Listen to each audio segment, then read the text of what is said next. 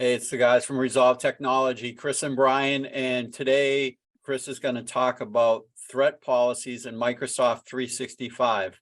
So as you can see on the screen here, you have a few different policies. You have the anti-phishing policy, anti-spam, anti-malware, safe attachments, and safe links. So Chris, if you could go over some of the basics and how we might adjust them, depending on what the client is looking for. We try to keep them pretty much the same, but each client is a little bit different. So you're going to have to look at these and look at your organization and tweak these out as needed. Chris, could you take it away? Yeah, sure. So if we started with anti-phishing here.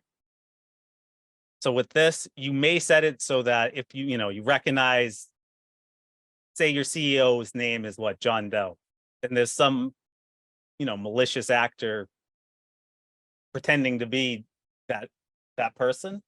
They might be sending it from like a personal Gmail or Outlook.com email account. What anti-phishing would do is if it noticed that display name or whatever parameters you set, it may, it would quarantine that message and it wouldn't go to the user's mailbox. So that's one way you do. That's really all we've really done with this in terms of filtering.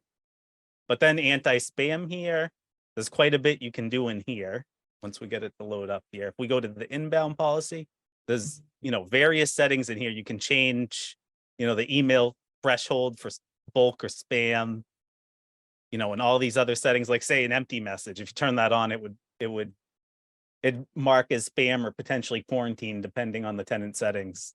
Empty messages, SPF record failing.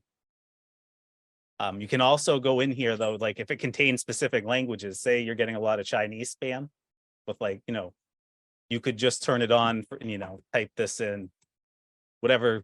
And then you can also do the same for countries. So if you didn't want to receive emails from certain countries or you're under some kind of compliance where you got to kind of ratchet things down and you're only using the built-in filtering offered by Microsoft 365, you may add in, countries that you do not want to receive mail from. Which makes sense because what you're doing there, right, Chris, is reducing your attack surface. Because if you don't need something from China, right, you're not doing business with China. Right. Well, what's the point? Just block them by default. You'll get less spam that will be running through the filter, and just make it easier for Microsoft, right? Right. What you can also do here is you can, just outright allow or block certain senders or domain. So, maybe you want to allow abc@mydomain.com. You could add that as allowed sender to bypass the filtering. I'd imagine though that the concern with, getting too crazy with this is if any of those bypass senders, their accounts were breached, it might bypass your security systems you have in place for filtering email. And, some malicious link may get through. So typically we try to be very conservative with adding domains to the whitelist wholesale. What else you got in there, Chris? So also, you can also choose these certain actions. So spam emails, you can move it to the junk email folder. You can redirect the message elsewhere, delete the message without the user knowing, or just send it to quarantine. This all same thing with high confidence spam, phishing, high confidence phish. Now this, this varies depending on the tenant, the organization you're managing. For some of these, if they get a lot of high confidence spam and they're sick of it, you could just delete it out. But there is a chance, some legit email gets flagged there. So it might be a safer option to quarantine them. And then Okay, you can great. pull it out. Chris, let's go back to the other policies that are in place there.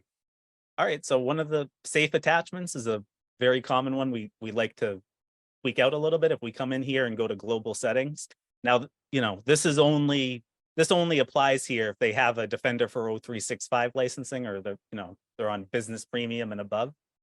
But essentially what it does is it allows you to turn on Defender for SharePoint, OneDrive, and Teams. So, it's for files and links is what you generally get from this setting, from safe attachments and the safe link setting. So if you're using more of the 365 services, like a lot of our clients are. They're using either SharePoint or OneDrive.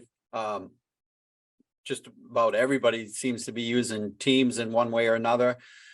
You would want to have this extra licensing so you could have the Defender piece, so it actually protects you a little bit more.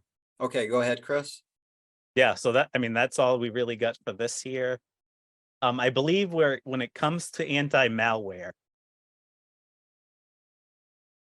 what you can do in here is you can change some of these settings, like a attachment filter, and this is where you can, block certain file type. Now you can also do this from the Exchange Online Admin Center with certain mail flow rules. So, there's a lot of things in here you can do several different ways.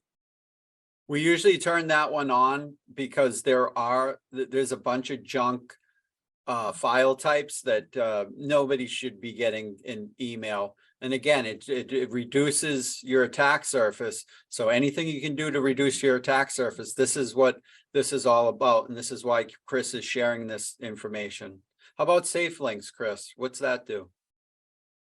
So if we come in here and we review the settings, there's some built-in protection provided by Microsoft.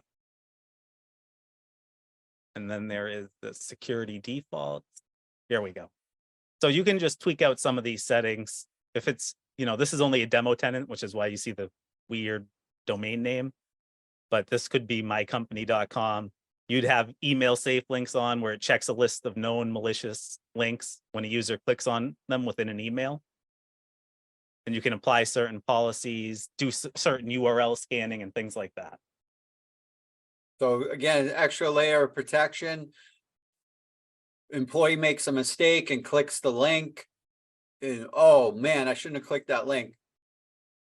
It will be rewritten by Microsoft so that it will scan that link, even though they clicked on it.